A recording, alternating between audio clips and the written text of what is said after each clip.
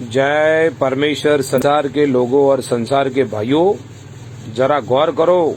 ये जितनी भी विनाश लीला हो रही है, आज बारिश का ना होना, कच्ची उम्र में मरना, बाप से पहले बेटे का मरना, जितनी भी आपदा विपदा हो रही है वो हिंदुस्तान के सेठ सौदागर महाजन करवा रही है। ये किताब जगत कारणी सबूत देती है। ये किताब कह रही है दोस्तों, इस किताब को पढ़कर बंदोबस्त करो मेरे संसार के भाइयों। जल्दी से जल्दी इस दुनिया में अमन शांति करना है तो इस किताब के मजमून को पढ़कर इसका बंदोबस्त करना है मेरे भाइयों। जरा गौर करना, इन बनियों ने संसार में किस तरह से पाप चलाया, जरा गौर करना मेरे भाइयों। पेज नंबर 47 है, जरा गौर करना।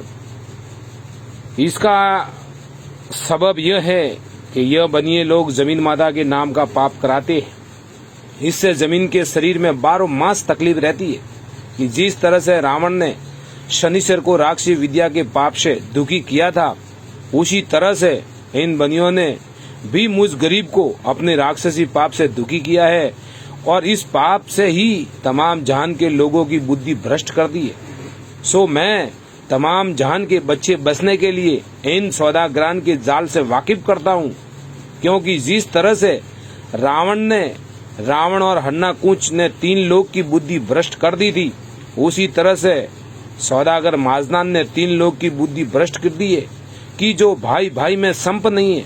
सो दुनिया की बुद्धि राक्षसी पाप से कैसी भ्रष्ट कर दी है कि जैसे जानवर होते हैं और वो बेसमझ होते हैं, उसी तरह से संसार के लोग हो गए। क्योंकि आदमी के शरीर में जान तो है परंतु अक्ल नहीं है। सो ये बनिए बड़े हरामी हैं कि जो इन्होंने इंद्रजाल का पाप चलाया है कि जिसका कुछ हिसाब नहीं है।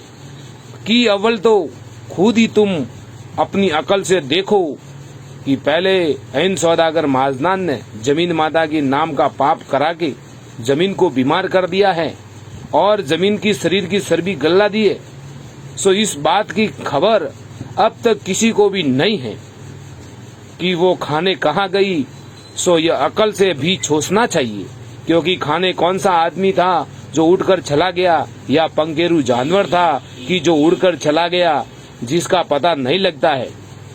क्योंकि यह चीज तो ऐसी है कि जो छुपाए से नहीं सूखती है। यह तो इन सौदागर महाजनान ने इंद्रजाल के पाप से जमीन माता को बीमार कर दी है, जिससे जमीन माता दुबली हो गई है। जय परमेश्वर।